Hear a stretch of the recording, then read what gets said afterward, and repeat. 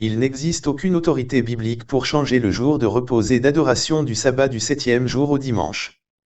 Dieu a ordonné que le 7e jour soit observé comme jour de sabbat.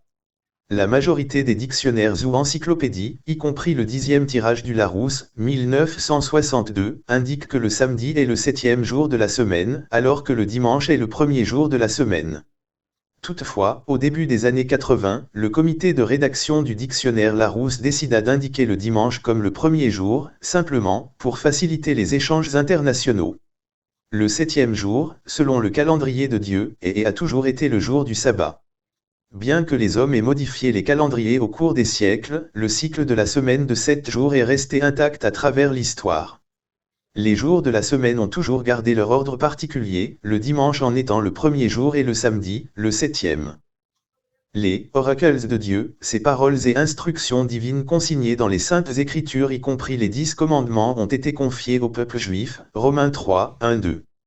Celui-ci a fidèlement préservé la connaissance du sabbat du 7e jour, depuis bien avant l'époque de Jésus et jusqu'à ce jour. Aucune autorisation biblique de changer le sabbat au dimanche. Comment le dimanche est-il devenu le premier jour de repos et d'adoration ? Bien que le concept de repos ait largement disparu, la plupart des églises continuent d'organiser leurs offices le dimanche. Vous pouvez chercher dans toute la Bible, mais vous ne trouverez nulle part qu'elle autorise à changer le jour d'adoration. Le cardinal James Gibbon, éducateur catholique et archevêque de Baltimore à la fin du XX siècle et au début du XX siècle, était très direct quant au changement. Vous pouvez lire la Bible de la Genèse à l'Apocalypse, et vous ne trouverez pas une seule ligne autorisant la sanctification du dimanche. Les Écritures imposent l'observance religieuse du samedi, un jour que nous ne sanctifions jamais. L'Église catholique enseigne à juste titre que notre Seigneur et ses apôtres inculquèrent certains devoirs religieux importants qui ne sont pas rapportés par les auteurs inspirés. Nous devons, par conséquent, conclure que les Écritures à elles seules ne peuvent pas être une règle de foi et un guide suffisant. Saisissez-vous cela. L'auteur admet que l'observance du dimanche n'est autorisée nulle part dans la Bible et que le 7e jour est le seul jour sanctifié par les Écritures. Sa justification pour le changement du jour de repos et d'adoration suppose que l'autorité, pour définir les vérités et les pratiques nécessaires au salut, existe en dehors de la Bible. Changement du sabbat effectué après la rédaction du Nouveau Testament. Le changement du sabbat au dimanche a été fait longtemps après la rédaction du Nouveau Testament.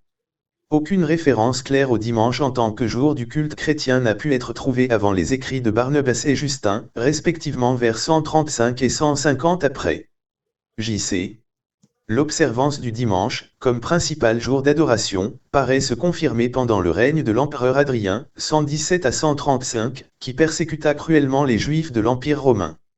Hadrien interdit expressément les pratiques du judaïsme, y compris l'observance du sabbat du 7e jour. Ces mesures oppressives incitèrent de nombreux premiers chrétiens de Rome à délaisser le 7e jour pour se tourner vers le dimanche historiquement observé par les Romains comme un jour de vénération du soleil. En anglais, sun veut dire soleil, d'où le nom anglais pour dimanche, Sunday, le jour du soleil. En quelques siècles, l'observance du sabbat par les chrétiens fut pratiquement abandonnée au sein de l'Empire et remplacée par le dimanche.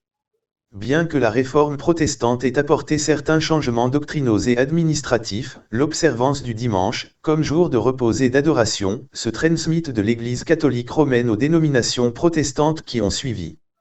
Alors que l'Église catholique revendiquait l'autorité d'établir ses propres périodes d'adoration, les églises protestantes justifiaient généralement l'observance du dimanche par le fait que le Nouveau Testament nous donnerait soi-disant le droit de faire ce changement en l'honneur de la résurrection du Christ, qui selon eux, aurait eu lieu un dimanche.